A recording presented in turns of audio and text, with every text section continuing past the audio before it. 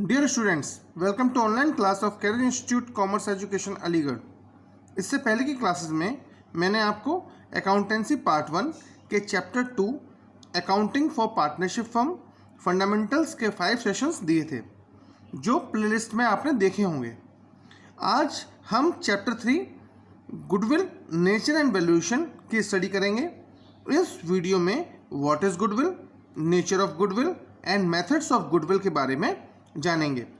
इस वीडियो को स्लाइड्स में डिस्ट्रीब्यूट किया है और मैं आप सभी को सजेशन देना चाहता हूं कि हर स्लाइड का स्क्रीनशॉट ले लीजिएगा, जिससे आपको न्यूमेरिकल क्वेश्चंस सॉल्व करने में काफ़ी हेल्प मिलेगी और संग में गुडविल के रूल्स आपको बिल्कुल क्लियर हो जाएंगे। अब हम सबसे पहले ये जानेंगे कि गुडविल होती क्या है, तो हम मीनिंग ऑफ द गुडविल के बारे में आपसे बात करते हैं। Goodwill is an invisible fixed assets. It is classified under intangible assets of the firm. Goodwill is created through a process which carries a certain value but it cannot be seen or touched. It is an attracting force which helps in attracting customers. As a result of this, business organizations succeeds in earning additional profit. First of all हम goodwill को अगर समझेंगे तो goodwill कैसी है? एक invisible fixed asset है जो दिखाई नहीं देती। इनविजिबल को हम लोग इंटेंजिबल एसेट भी बोलते हैं। इंटेंजिबल एसेट्स वो एसेट्स होती हैं जिनको हम महसूस कर सकते हैं, बट वो एक्चुअली उनका कोई फिजिकल एग्जिस्टेंस नहीं होता है। तो गुडविल एक प्रोसेस है। गुडविल कैसे वैल्यू होती है? एक प्रोसेस थ्रू होती है। और गुडविल बेसिकली अगर हम अपने सिंपल वर्ड्स में बात करें तो गुडविल बेसिकली क्या होती है? हमारी बिजनेस की जो लोकप्रियता होती है, वैल्यू या साख बोल सकते हैं हम इसको, वो होती है ये। तो अगर आपका बिजनेस बहुत पुराना है या बिजनेस आपका अर्न अच्छा कर रहा है, काफ़ी टाइम से है और आपने उसमें अच्छा चीज़ें अपनी कस्टमर्स को प्रोवाइड करी हैं, तो हमें इसमें किसी भी उसको जो दुकानदार होता है उसको कुछ करने की ज़रूरत नहीं होती है। बस उसकी चीज़ें अपने आप अच्छी होती जाती हैं। जैसे अगर क्वालिटी अगर आप मेंटेन करके रखते हैं, जैसे आप अगर एग्जांपल के तौर पे आप ले लीजिए, कोई भी प्रोडक्ट के बारे में बात करें अगर हम, तो गोदरेज है। गोदरेज लॉक्स बहुत अच्छी बनाती है, अलमारी गोदरेज की बहुत अच्छी होती हैं। तो गोदरेज मालूम है, अगर अलमारी आएगी तो गोदरेज आएगा। जैसे कि अगर हम टूथपेस्ट की बात करते हैं तो इंडिया में सबसे बड़ा ब्रांड है कोलगेट। तो ऐसे ही हमारा, तो जैसे ही हमारे मन में कोई बात, कोई ब्रांड आता है, ब्रांड के संग में हमारे सामने एक उसका कंपनी का नाम आ जाता है, तो वो एक गुडविल है उस कंपनी की, जो कि हमारे लिए उस कंपनी को हम लोग बात करते हैं। अगर जैसे हम कोई अपनी मिठाई कहाँ से लेनी है? बीकानेर वाला से ले लो, या नमकीन कहाँ से लेनी है? हल्दीराम से ले लो। तो एकदम से सीधे सीधे आती है कि नमकीन कौन सी लेनी है? हल्दीराम की लेनी है। तो वो एक गुडविल है उस प्रोडक्ट की। As a result of this, business organisation succeed in earning additional profit. जो हमारे कस्टमर्स, रेगुलर कस्टमर्स होते हैं, वो तो हमें प्रॉफिट देते हैं, लेकिन वो कस्टमर्स दूसरे कस्टमर को लाते हैं और उससे हमारे बिजनेस को एडिशनल प्रॉफिट गेन होता है। It's value depends upon popularity, image, Prestige, honesty, fairness, economic position and sound relations of the business. Popularity आप जानते हैं, इमेज, हमारे बिजनेस की इमेज कैसी है, प्रेस्टीज, हम कितने अपने बात पे हम खड़े रहते हैं, उसके बाद ऑनेस्टी, कितने हम साफ मन के हैं, और फेयरनेस, हम किसी के संग भेदभाव नहीं करते हैं। इकोनॉमिक पोजीशन, हमारी इकोनॉमिक पोजीशन, एक आप लोग खुद ही जानते होंगे, आप उस दुकान पे या उस शॉप पे जाना पसंद नहीं करते होंगे जिस शॉप पे आपको मालूम है कि यहाँ पर 90% चीज़ें या 10% चीज़ें, 20% चीज़ें मिलेंगी ही नहीं। आप उसी शॉप पे जाना पसंद करते होंगे कि आपकी लिस्ट आपकी इतनी है, आपको रिक्वायरमेंट ये है और आपकी सारी चीज़ें वहाँ पर से मिल जाएंगी। तो आप इकोनॉमिक पोजीशन, मतलब उसकी दुकानदार की इकोनॉमिक पोजीशन अच्छी होगी तो आप बार बार उसके दुकान पे जाओगे। इकोनॉमिक पोजीशन अच्छी नहीं होगी, मतलब उसका स्टॉक अगर शॉर्ट होता होगा तो आप उसकी दुकान पे नहीं जाओगे। And sound relations of the business, capacity to earn additional profit as a result of this is termed as goodwill. Capacity, अगर किसी भी बिजनेस की कैपेसिटी है एडिशनल प्रॉफिट अर्न करने की, उसको हम टर्म करते हैं गुडविल जैसे। Existence of goodwill depends upon existence of business. अगर गुडविल तभी होगी बिजनेस के अंदर जब बिजनेस की कोई प्रभाव होगा, मतलब एग्जिस्टेंस अगर बिजनेस का होगा तभी एग्जिस्टेंस गुडविल का होगा। हम शॉर्ट में बोल सकते हैं capacity to earn additional profit is termed as goodwill. Significance या इंपॉर्टेंस गुडविल का क्या होता है, ये बहुत ज़्यादा इंपॉर्टेंट कोट है, और जब भी अगर आपका क्वेश्चन आता है गुडविल को लेके तो आप इस कोट को जरूर डालिएगा। If capital is lost nothing is lost. अगर कैपिटल आपकी कम हो जाती है, कैपिटल खो गई, कैपिटल चोरी हो गई, कैपिटल आपने एक्स्ट्रा निकाल ली, तो कुछ भी ख़त्म नहीं हुआ है। Customers are lost. जब कस्टमर्स हमने खो दिए, मान लो 6 कस्टमर हमसे रूट के चले गए 100 कस्टमर्स में से, तो हमने कुछ खो दिया है। लेकिन गुडविल इज लॉस्ट। अगर हमारी गुडविल लॉस्ट हो गई, मतलब हमारी बाजार में ये वाली बात चली गई कि अब ये बिजनेसमैन अच्छा बिजनेस नहीं कर रहा है, या उसके बच्चों पे बिजनेस आ गया, उनका व्यवहार अच्छा नहीं था, तो सब कस्टमर्स एक दूसरे कस्टमर से बोलेंगे और तीसरे कस्टमर से बोलेंगे। इससे क्या होता है, गुडविल खत्म होना स्टार्ट होती है, और जब गुडविल खत्म होना स्टार्ट होती है वो इन केस कस्टमर्स खोती है और संग में सब कुछ उससे खो जाता है। इसलिए ये बोला गया है if goodwill is lost everything is lost. मतलब अगर गुडविल गई तो पूरा बिजनेस चला गया। इस रिलेशन में हम लोग एक छोटा एग्जांपल ले लेते हैं कि गुडविल हम किसी बिजनेस को कब हम वैल्यू कर सकते हैं, हम कैसे मालूम कर सकते हैं कि ये गुडविल है।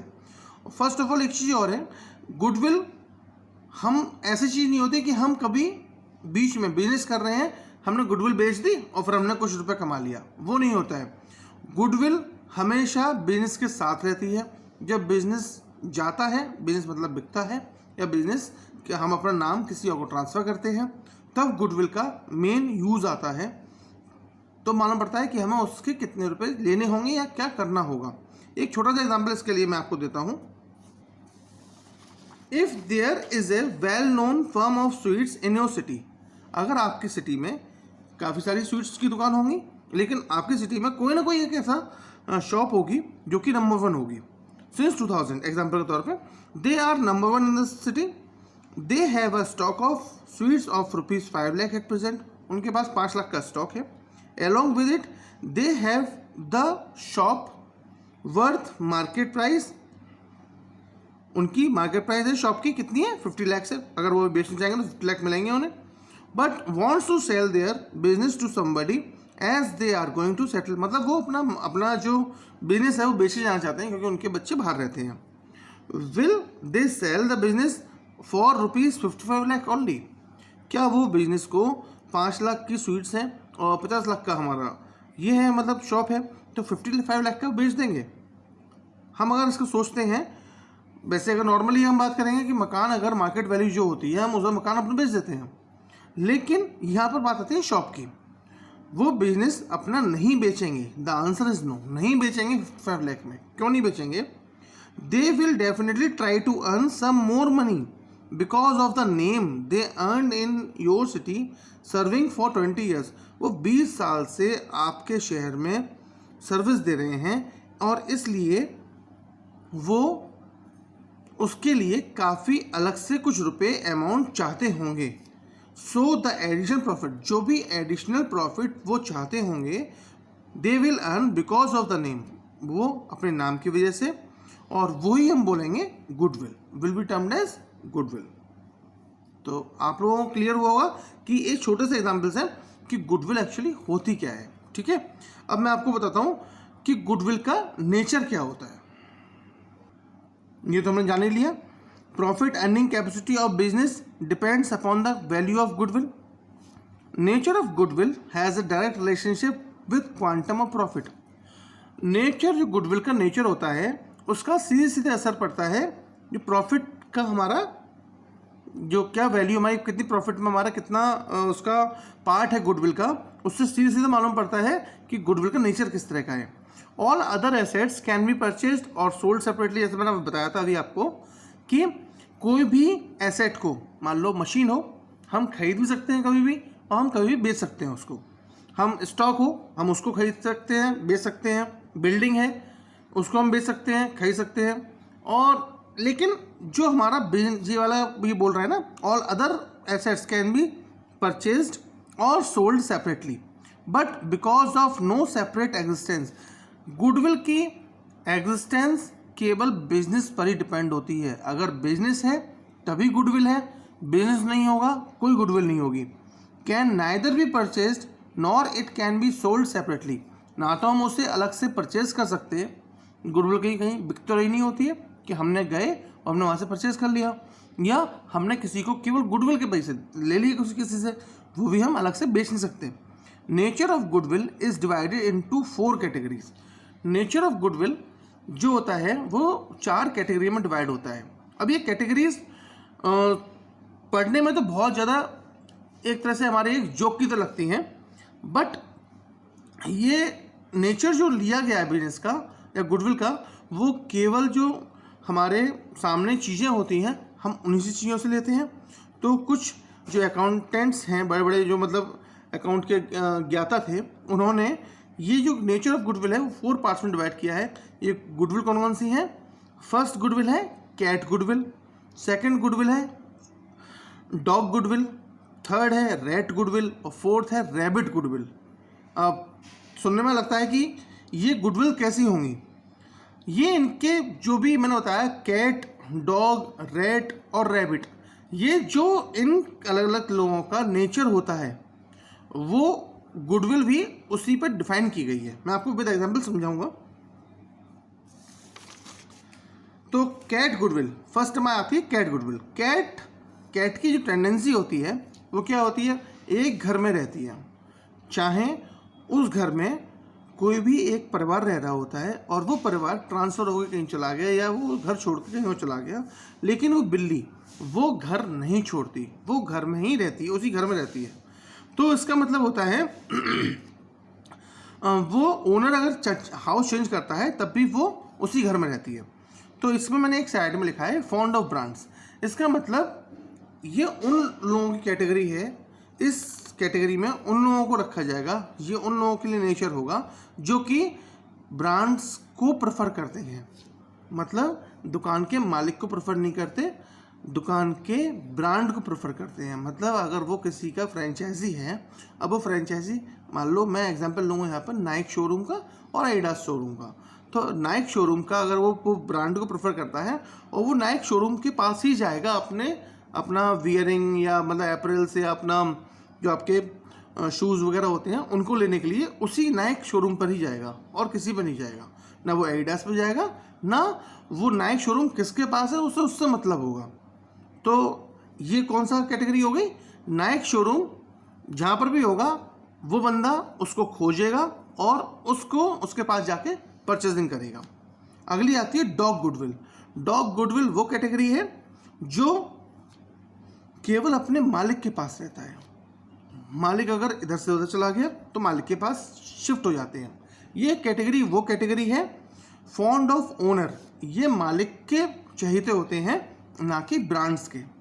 मतलब अगर मैंने बताया कि एक एक्स आदमी है, वो नाइक शोरूम का मालिक था और नाइक शोरूम के मालिक से उसने नाइक शोरूम को तो उसने छोड़ दिया और उसने संग में एक एडिडास से शोरूम खोल लिया, नाइक शोरूम किसी और के पास चला गया।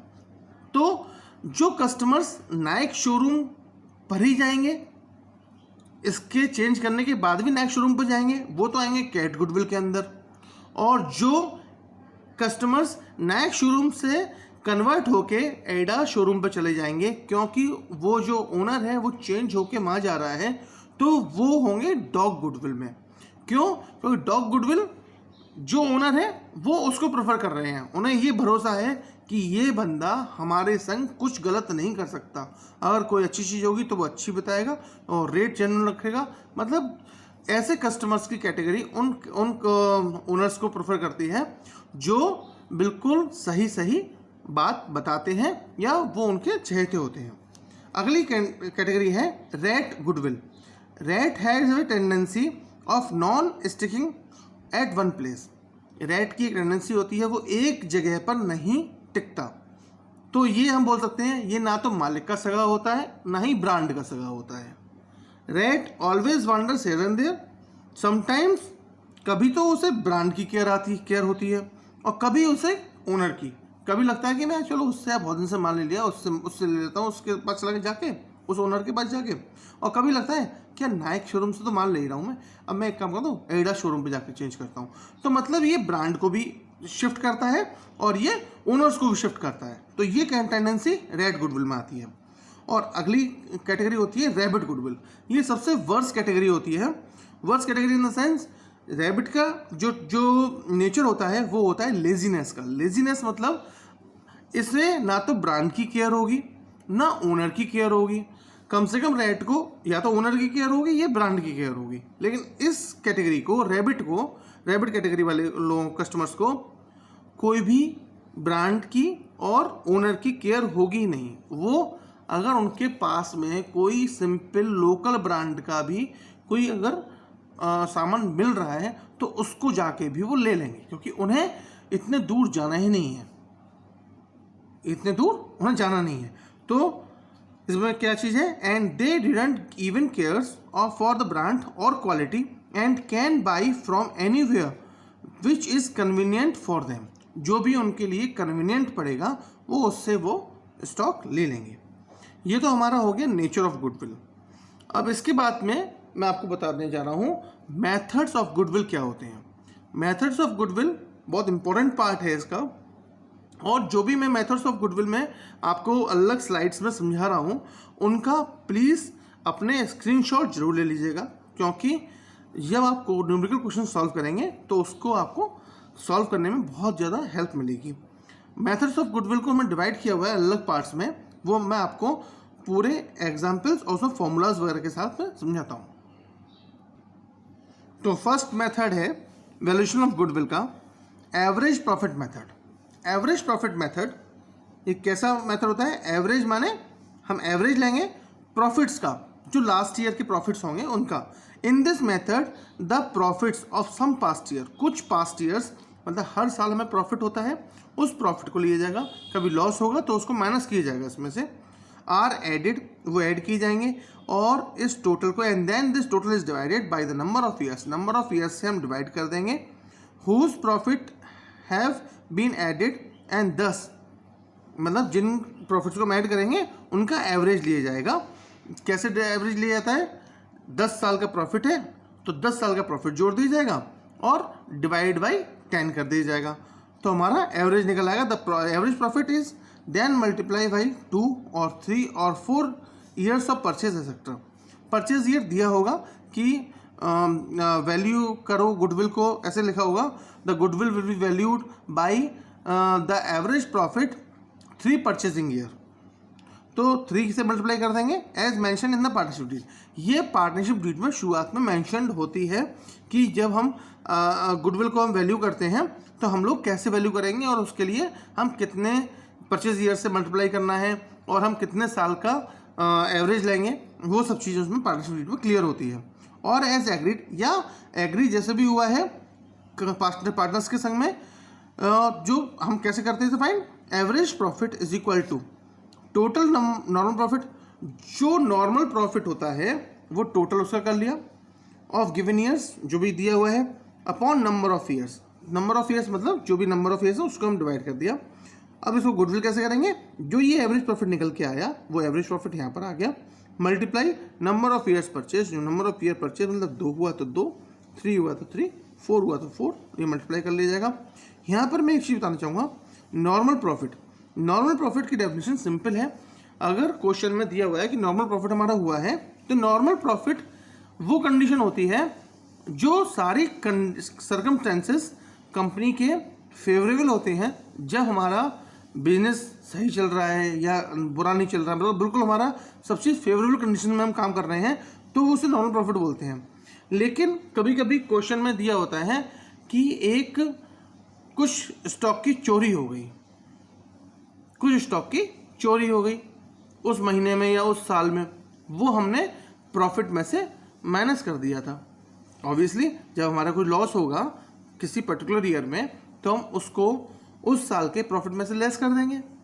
लेकिन ये ध्यान रखना है हमें इस चीज़ में, जब भी हम गुडविल को वैल्यूएशन करेंगे कि वो जो चोरी हुई है वो चोरी हर साल तो होनी नहीं है और वो रेगुलर है नहीं, या हमें कोई अगर एक इंस्टेंटली कोई एक फ़ायदा हो गया, वो फ़ायदा कभी भी हर साल तो होना नहीं है, वो इंस्टेंटली उसी पर्टिकुलर ईयर में हुआ था।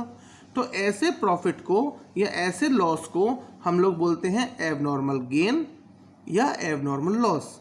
और इसके लिए हम क्या करते हैं, प्रॉफिट्स में से अगर एबनॉर्मल प्रॉफिट होता है उसको हम माइनस कर देते हैं, और अगर एबनॉर्मल लॉस होता है तो उसको हम प्लस कर देते हैं। तो ये उसके बाद हम निकालते हैं नॉर्मल प्रॉफिट, और जो एवरेज निकाला जाता है वो निकाला जाता है नॉर्मल प्रॉफिट का। अगर क्वेश्चन में कुछ एडजस्टमेंट दी हुई हैं तो वो एडजस्टमेंट को हम एडजस्ट करेंगे, उसके बाद ही हम इस पर आगे बढ़ेंगे। अब सेकंड जो इसका method of valuation of goodwill है वो है वेटेड एवरेज प्रॉफिट मेथड। अब वेटेड एवरेज प्रॉफिट मेथड में आपको बता दे रहा हूँ, पहले से जो हम लोग फर्स्ट में पहले हम लोग पढ़ते थे ना, जो कौन सा था इंटर में, तो हमने पढ़ा था 11th में स्टैट्स में, और स्टैट्स में हमने वो वेटेड एवरेज वगैरह हमने पढ़ा था, वेटेड मीन पढ़ा था। बिल्कुल सेम उसी तरह से वेटेड मीन जैसे हम निकालते थे वैसे ही यहाँ पर वेटेड एवरेज भी निकाला जाएगा। एक वेट दिया जाएगा और उसके बाद हम उसको कैलकुलेट करते हैं। Weighted average profit method. In this method profits of some past years are multiplied. इसमें जो पास्ट ईयर का प्रॉफिट होता है वो मल्टीप्लाई किया जाता है रेस्पेक्टिव वेट्स से। वेट्स क्या होता है, हर एक साल को, जैसे मान लो हम लोग 5 साल का वेट ले रहे हैं तो पहले साल को हम लोग फर्स्ट 1 वेट दे देंगे, सेकंड ईयर को हम 2 वेट दे देंगे, थर्ड ईयर को हम 3 वेट दे देंगे, फोर्थ ईयर को 4 वेट दे देंगे। जैसे मैंने यहाँ पर एक एग्जाम्पल के तौर पर बताया भी है। ईयर 1 2 3 4 लिखा हुआ है, प्रॉफिट्स लिखे हुए हैं 15,000 20,000 इस तरह के 1 2 3 4, और ये हमारा क्या आ गया मल्टीप्लाई, इन दोनों का मल्टीप्लाई करके प्रोडक्ट आ गया ये वाला। तो ये हमने P मान लिया, इसको मान लिया W, और ये प्रोडक्ट हो गया WP। अब क्या होगा, now the WP of each respective year. अब WP जो भी हर एक साल का है इसको हम ऐड कर देंगे, तो जो ये वाला हमारा निकल के आएगा ये बनेगा सिग्मा WP, और जो ये निकल के आएगा ये बनेगा सिग्मा W। तो ये सिग्मा WP और सिग्मा W इसका इससे अपॉन करेंगे, सिग्मा WP को सिग्मा W से, और हमारा निकल के आ जाएगा वेटेड एवरेज प्रॉफिट। और वेटेड एवरेज प्रॉफिट निकल के आएगा, उसके बाद goodwill weighted average profit into वही चीज़ जो मैं बताया था नॉर्मल प्रॉफिट करने के लिए। अगर ये प्रॉफिट जो दिया हुआ है ये नॉर्मल प्रॉफिट नहीं है तो पहले हम नॉर्मल प्रॉफिट बनाएंगे इसको, मतलब एबनॉर्मल लॉस एबनॉर्मल गेन, वो हम जो भी हमें एडजस्टमेंट करनी है वो हम करेंगे, उसके बाद हम इसको नॉर्मल प्रॉफिट पर लाएंगे। नॉर्मल प्रॉफिट पर लाने के बाद फिर हम इसको सॉल्व करेंगे वेटेड करके, ठीक है। अब थर्ड जो मेथड है वो है आपका सुपर प्रॉफिट मेथड। हमने बहुत सारे प्रॉफिट्स सुने हैं, प्रॉफिट्स होता है, अब ये सुपर प्रॉफिट क्या है। सुपर प्रॉफिट मेथड को समझने के लिए मैं एक बहुत सिंपल सा आपको एक एग्जांपल दूंगा। सुपर प्रॉफिट, प्रॉफिट से ऊपर जो प्रॉफिट है, इसका मतलब हम एक तरह से हम नॉर्मल एक एग्जांपल लेते हैं। एक केमिस्ट की शॉप होती है, हम उसमें मानते हैं या हम एक चीज़ सोच लेते हैं कि मान लो इस पूरे ओवरऑल बिजनेस में हमारा मार्जिन जो है वो 10% का है। पूरे बिजनेस में हमारा मार्जिन कितना है, 10% का है। अब किसी दवाई में हो सकता है 20% हो, किसी दवाई में 10% हो, या किसी दवाई में हो सकता है 5% हो। तो ये हमने एक एक्चुअली एक नॉर्मल प्रॉफिट जो बनाया हुआ है, normal profit in the sense क्या बनाया हुआ है, जो उस बिजनेस का सिनेरियो है या नॉर्मली कंडीशंस में वो बिजनेस जो चलता है उसका बिजनेस का प्रॉफिट, नॉर्मल प्रॉफिट कितना है, 10% है। और जो आपका बिजनेस अर्न करता है उसे हम क्या बोलते हैं, एक्चुअल प्रॉफिट। जो आपका बिजनेस अर्न कर रहा है वो है एक्चुअल प्रॉफिट, और जो बिजनेस का सिनेरियो है, मतलब बिजनेस जो चल रहे हैं लोगों के औरों के, और उस बिजनेस में वो लोग अर्न कर रहे हैं वो 10% कर रहे हैं।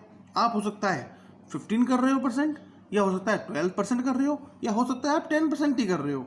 तो इसका मतलब ये नहीं है, हमें अपना एक्चुअल प्रॉफिट को कंपेयर करना है किससे, और बिजनेसेस जो कर रहे हैं लोग उनके प्रॉफिट से अपने बिजनेस को कंपेयर करना है।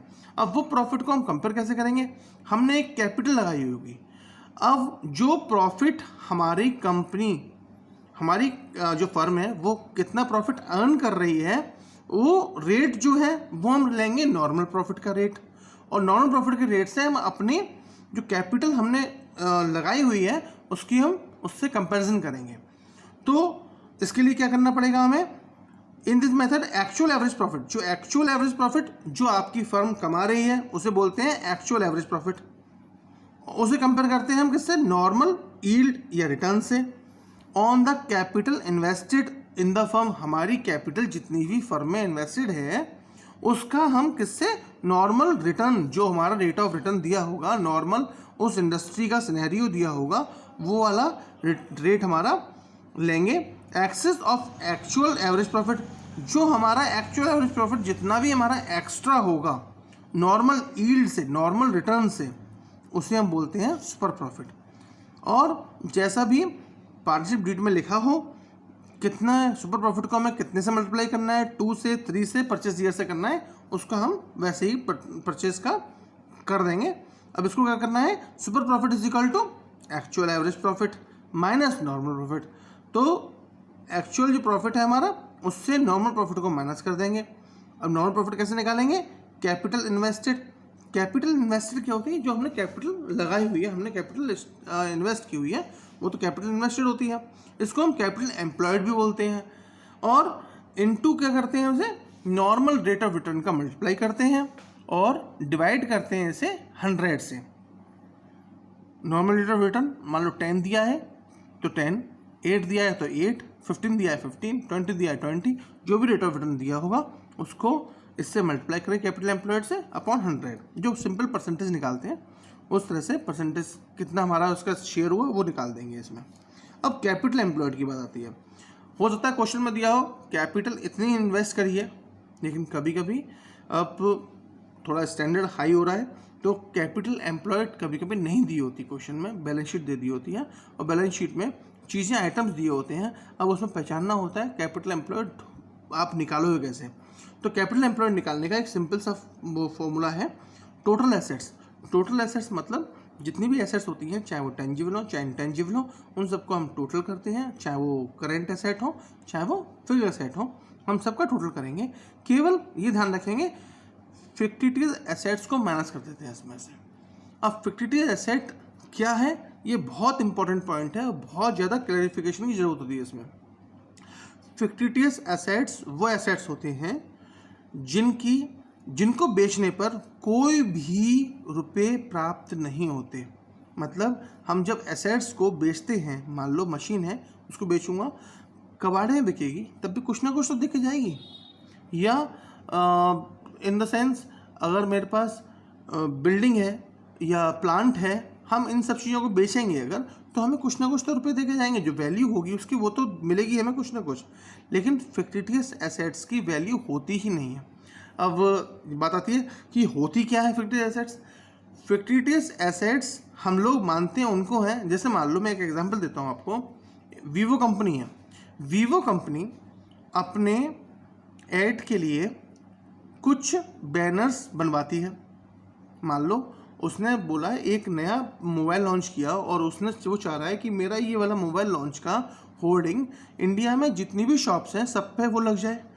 अब जब वो सब पे शॉप्स पे लगाना चाहेगा उसको, तो वो क्या शॉप्स का ऑर्डर आएगा तब बनवाएगा क्या उसको? नहीं, वो उसको बोलेगा कि 3 महीने में मैं जितनी भी मेरे पास दुकानें होंगी मैं सब पे पहुंचा दूंगा उसको। तो वो इकट्ठा ऑर्डर देगा, मान लो उसकी पूरे इंडिया में 10 लाख शॉप्स हैं तो 10 लाख छब्बा लेगा वो उसको। अब हो सकता है कि जिस टाइम पे वो डिस्ट्रीब्यूट कर रहा होगा उसको और उसके बीच में ही साल ख़त्म हो जाता है, तो जब साल ख़त्म हो गया और वो डिस्ट्रीब्यूट कर पाया केवल 5 लाख दुकानों पे, तो 5 लाख दुकानों पे वो डिस्ट्रीब्यूट कर दिया उसने, 5 लाख दुकानों पे डिस्ट्रीब्यूट नहीं कर पाया। तो ऐसे जो भी वो बैनर्स हैं उसकी कोई वैल्यू तो है नहीं, वो एक्चुअली बाद में डिस्ट्रीब्यूट होंगे, अगले साल डिस्ट्रीब्यूट होंगे। तो वो जो वैल्यू होती है उसे हम बोलते हैं फिक्टिटिव एसेट, जिसका कोई भी वैल्यू नहीं होती लेकिन हमारे लिए वैल्यू है, इसलिए हमने उसको एसेट में दिखाया हुआ है। जिस टाइम वो खर्चे में चला जाएगा तो हम उसको रिटर्न ऑफ कर देंगे।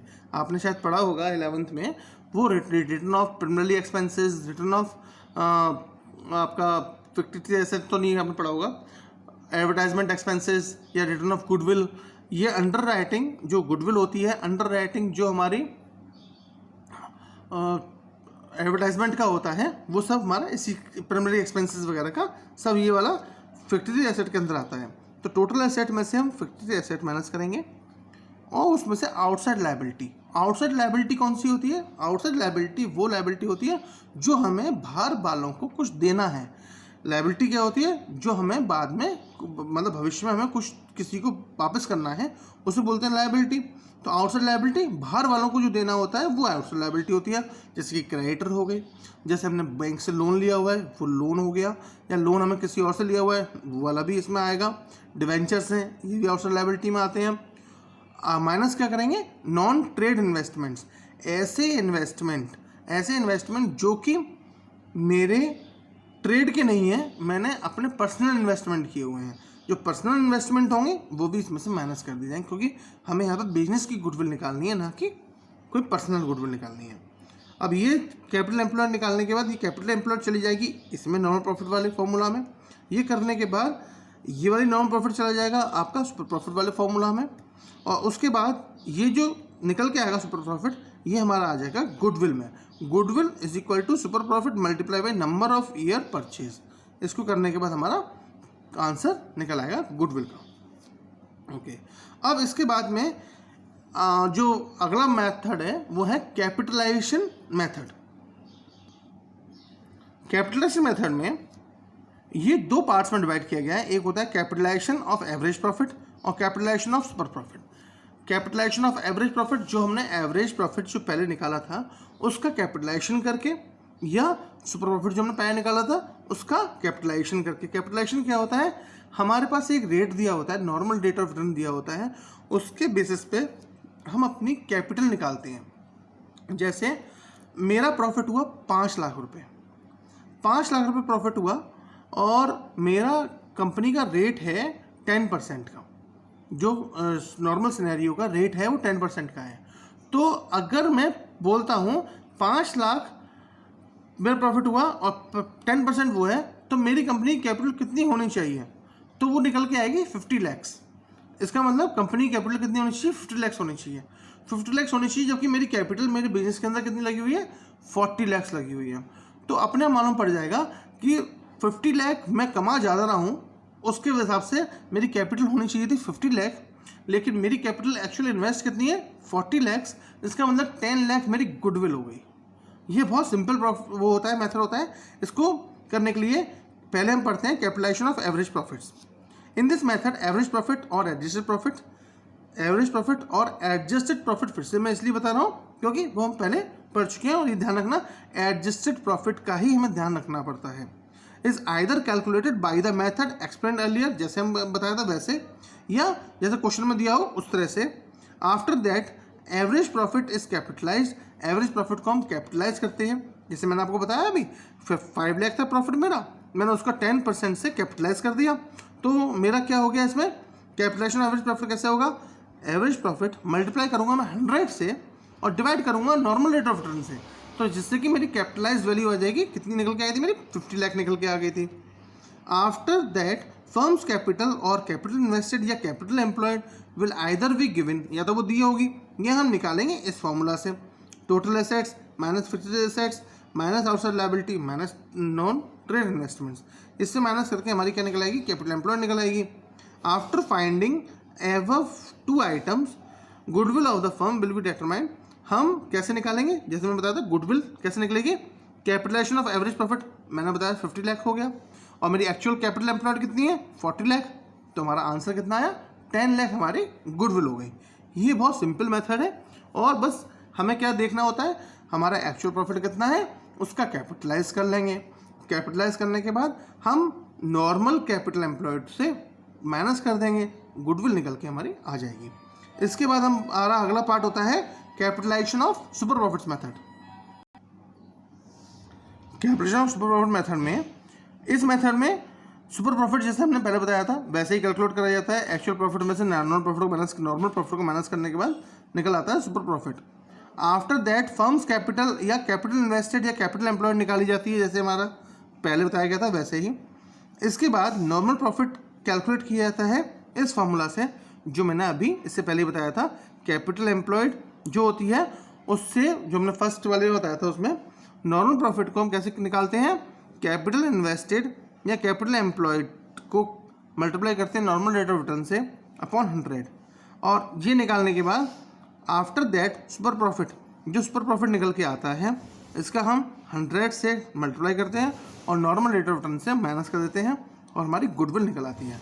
मतलब सुपर प्रॉफिट जो निकल के आता है उसको फाइंड कर लेंगे और सुपर प्रॉफिट निकालने के बाद उस सुपर प्रॉफिट का हम कैपिटलाइजेशन करते हैं। मतलब सुपर प्रॉफिट कैसे निकल के आया, 10, मैंने अभी क्या बताया था आपको, सुपर प्रॉफिट निकल के आया था हमारा 1 लाख एग्जाम्पल के तौर पे। जैसे मेरा अगर मैं बात करूँ, जो मैंने अभी इससे पहले वाले में एग्जाम्पल दिया था आपको, उसमें मेरी जो कैपिटल इन्वेस्टेड थी कितनी थी, वो 40 लैक्स, मैंने कमाया कितना था 5 लैक्स। तो 40 लैक्स का अगर मैं 10% करता तो कितना आता, 4 लाख आता। तो 5 लाख में से 4 लाख को अगर माइनस करता तो कितना आता, 1 लाख आता।